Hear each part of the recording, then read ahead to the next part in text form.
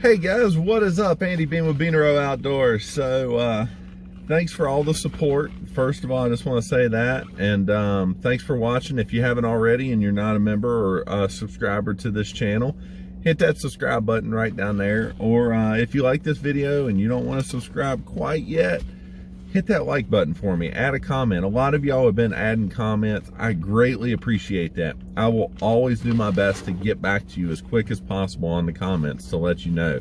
I think it was Mild Aggression was talking about my t-shirt in one of my episodes, and I was telling them where I found it and stuff. So big shout out to them.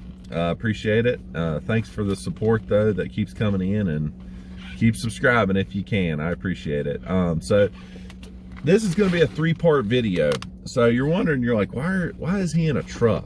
I'm in a truck because my fiance, she's in a doctor's appointment. So I was like, I'm going to do a YouTube video while I'm out here. So what I'm going to do, it's going to be a three-part video. That way you're not watching a whole 30-minute video. What I'm going to do is 3 parts to pretty much the basics of spring, like for spring gobbler, how to talk to a turkey, what calls to use, your positioning, all of that stuff. And the 2 main calls that you see in turkey hunting, you see a slate a lot of times, and you see a mouth call. Now there's other ones, there's friction calls such as like a box call, that I'll get into that, but a little bit on this video. But this is going to be a 3-part video. So each part, the first part that I'm going to run with this one right here today, that's coming out, is going to be positioning. Positioning and setup on a turkey is almost more crucial than how to actually call to a turkey, because where you're set up is going to determine a lot on whether or not you're going to kill that gobbler. So let's get into it and stay tuned. Getting ready to show y'all how to get set up, or just give you some pointers on how to get set up and positioning on a gobbler. Okay, so now I'm going to get into it. I'm going to give you 3 basic steps on how your setup should be. Your setup is going to be from when you roost the bird, 3 things that you should not or should, or that I recommend to do. So I'm going to start with the one thing that I really don't recommend doing. So when you're roosting a bird, you're trying to figure out and locate where he's at, whether it's early in the morning, whether it's late in the evening, you're trying to put him to roost. And when I say put him to roost, if y'all don't know what that means, when I say put him to roost, turkeys roost in trees at nighttime. They fly up in a tree and they'll sit down, they go to sleep. They wake up the next morning, they'll sit in the tree, look around until they realize there's nothing dangerous. Coyotes are your enemy in this, because coyotes will screw up a call like no other. But once they realize, okay, underneath me it's clear, there's nothing under me, they'll fly down once it gets enough light to where they can see. That is one thing right there. Turkeys have amazing vision. They can see so good. They can see you blink. No, I'm not kidding. They can see you blink 50 to 100 yards away. So if you're sitting there looking at a turkey, just this, they can see that. That's why you got to wear face mask covering. That's why I recommend your hands to always be covered, like camouflage gloves, just some thin ones. Always have a face mask to wear, like, and I always like to pull my hat down low, because you got that shadow in the morning. You got that shadow there, so they can't see you blink a lot of times because of the darkness. But that's right there, huge tips in my opinion. Also, before I get to setup, another thing I'm going to get at is when you're getting ready to call to a turkey, make sure you know, this is where I want to be, this is where I need to be to call that turkey.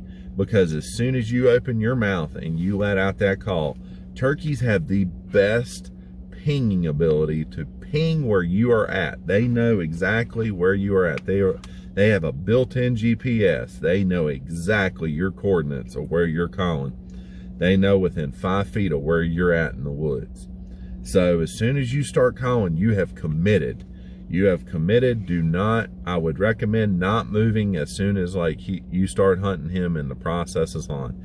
And it's a chess game. It's, if he gobbles this way, if he makes this noise, I'm gonna go with this sound. I'm gonna go with this call.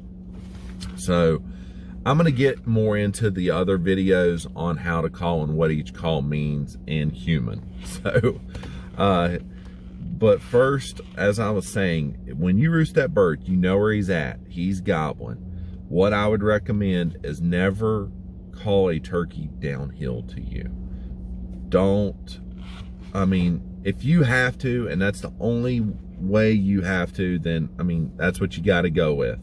But I would recommend never calling a turkey downhill to you. I've killed a lot of turkeys calling them downhill, but my success rate is not as high as if I'm calling a turkey from the same elevation or above him. Calling a turkey downhill refers back to that eyesight that I told you, that hearing that they have. They can hear and they can see like no other. Now, they don't have the smell like a deer is. They're not going to wind you. You don't have to worry about that. But when you're trying to call a turkey downhill, well, guess what? Several things are going to happen, probably. This is what's always happened with me. I'm sure you that are watching this that have hunted, these things have happened to y'all as well. When you're calling a turkey downhill, it's so hard because he has the high ground. So actually, there goes my glasses. But he has the high ground, so he can see more than what you can see. So he can see this whole entire valley, this whole entire holler, the ridge below him. He can see a lot more. So he's going to be able to see a lot farther. And when you're calling and he's going, man, that hen's only 100 yards away. I mean, I can see 200 yards away and I can't see that hen anywhere. I can hear, but I can't see that hen anywhere. And he's going to start really getting on edge. He's going to start really looking harder. Because, I mean, he's a male. He's going after that hen. He wants to breed her. So he is looking down the valley and he's not seeing it. So he's going to get a little on edge. So if you are concealed good, you say you're in a fallen tree, that's what I like to try to look for whenever I'm hunting. I try to look for a fallen tree and use it as a ground blind, a natural ground blind. That's going to help you so much. Or like just something to get in, something to conceal yourself a little bit better so he don't see you. If you don't have that, try to pick out a big tree. I'm talking a big old oak, big old maple, whatever you can find that's big, that doesn't make your body, say you have a small tree right here, my hands are right here and this is the tree. Look how much of my shoulders stick out from that. If you can get a bigger tree, that's gonna conceal your body more. If you're silhouetting yourself, that turkey's gonna see it in a heartbeat. So when he's coming downhill to you, he's gonna go, that's a human trying to kill me. I'm out, peace, deuces. And he's gonna fly off, or he's gonna take off running up the ridge, up the mountain. A lot of people I've talked to, they're like, I never see turkeys fly. I didn't know they could fly. Turkeys fly great. They just choose not to because their legs, they can run almost as fast as they can fly. So, I mean, you'll see them fly. I mean, if you hunt, turkeys they're gonna roost and fly right off the ridge, or they're gonna take off running right off the ridge and just lock their wings and go. But I'm getting off track on that. Calling turkeys downhill. So that's going to happen. He's going to bust you if you're trying to call him downhill. Not always, but those are the two techniques that it's going to help you to not get busted by him. The next one is, like I was saying, he can see 200 yards and he knows you're only 100 yards away and he can't see you. The first thing he's probably going to do, if he can't see you and he's on edge, and you hear a lot of hunters go, oh, he stuck up on me. He stuck up on me. He stuck up on you if you're trying to call him downhill because you just don't, if you don't have decoys or something to lure him in, he's going to just stick up on you and he's going to start strutting and just going back and forth, back and forth. He's not going to commit to you. He's not going to come to you. So he's going to start strutting. He's not going to come any farther because in nature's course, the hens go to the gobbler.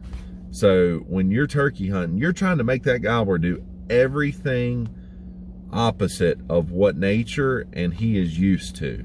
Like, nature has made it to where when he gobbles, hens go to him. Because if you see hens walking to a gobbler, buddy, you better make your decision and you better do something quick, because he's about to shut up, because they're about to go to him. And also, now you don't only have one good set of eyes that's looking at you, you have those 3 to 5 hens that's going to him. So now, let's say it's 5 hens. Now you got 12 eyes that are really good eyesight looking for you, and you're probably going to get busted.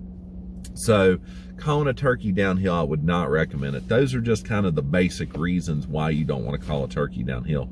It's just, it's harder. You can kill them downhill calling to them. I've done it. Like I said, I know a lot of other people that turkey hunt that have done it, but your chances are going to go down. You want your percentage to be the highest for killing that turkey. So that's where I'm getting at step 2.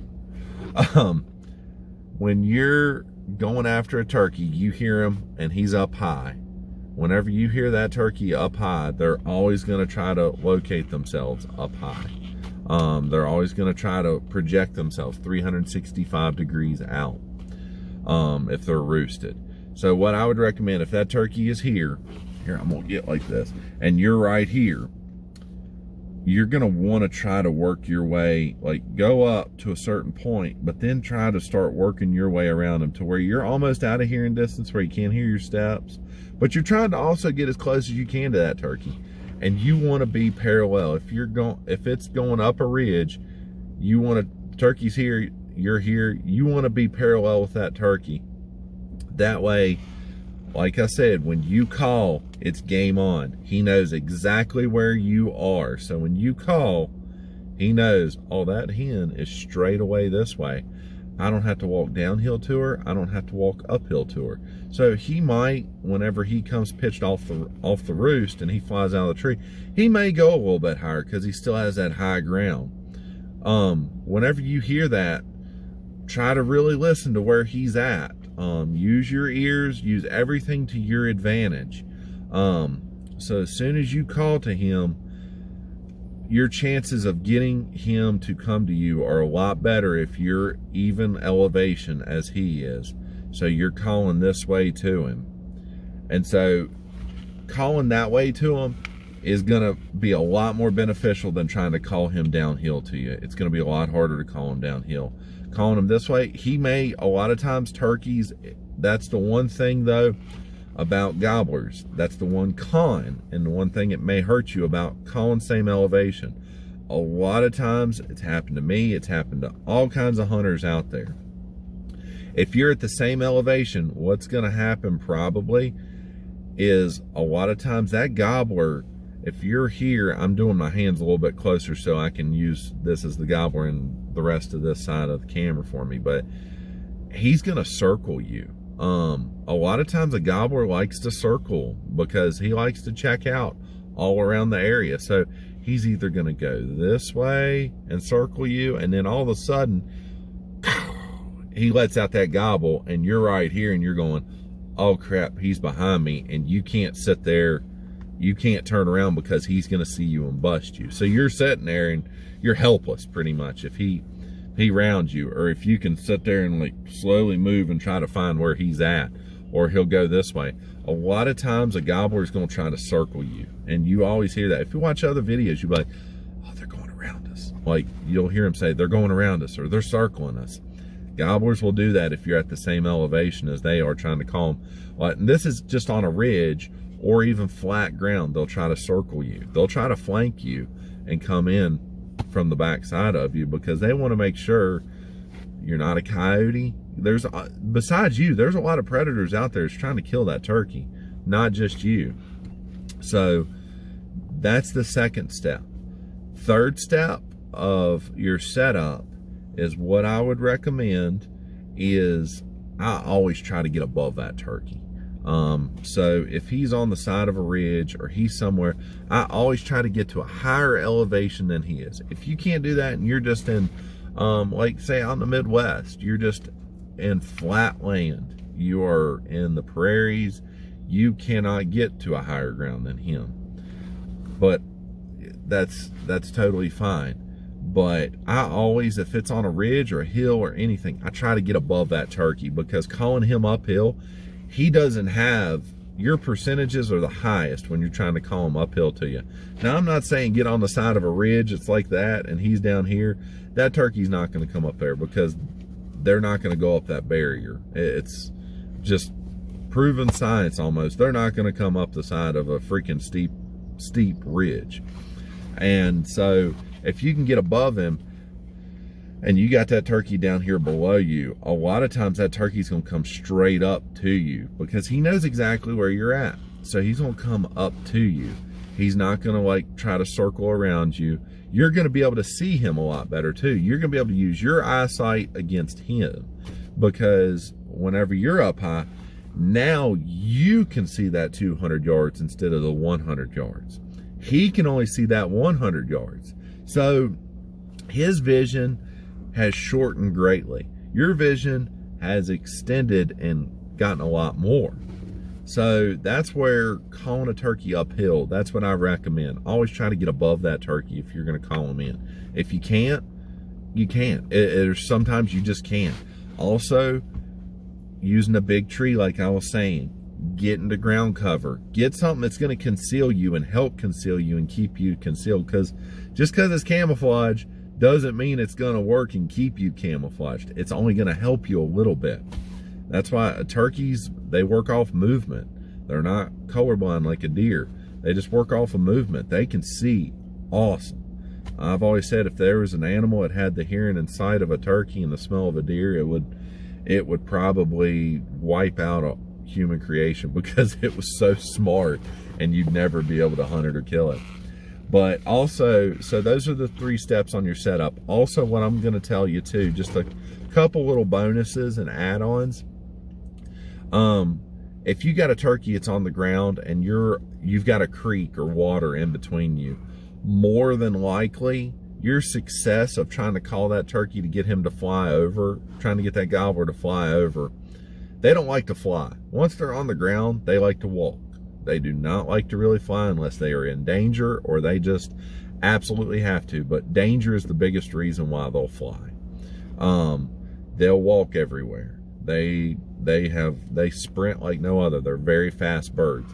But don't try to call a turkey across a creek. It's going to be really hard. Maybe if it's a little ditch, they'll come across it. But also trying to get a turkey, like if you got a steep hollow or a steep ridge between you and that turkey, it's going to be really, really hard to call that turkey across there. They're probably not going to try to fly. They're always going to try to find a way. How can I walk this instead of flying it? Next one, if you got a fence that's between you and the turkey, I don't know why, but a turkey will always try to walk. He'll walk 5 miles to get around that fence before he just tries to hop over it 3 feet to get over it. If they can hop over it, they will and just jump over it. But turkey's just going to try to do like a deer does and just sneak through the fence. They do not want to jump or fly over a fence. I don't know why, but I've had several times I've called in a turkey and they have literally just stuck. I'm like, oh, I didn't know that fence was there. And they'll just sit there and just go back and forth and just go back and forth. Like the most annoying thing in the world, see a turkey that is coming to you and it won't come through the fence. But yeah, that is the biggest thing, and what I recommend on your setup. If y'all got any more additional comments, let me know. Shoot them out to me. I'll totally listen, but give this video a like, comment, subscribe, and you're going to see part 2 here in just a little bit on how to call turkeys, and we'll get right to it.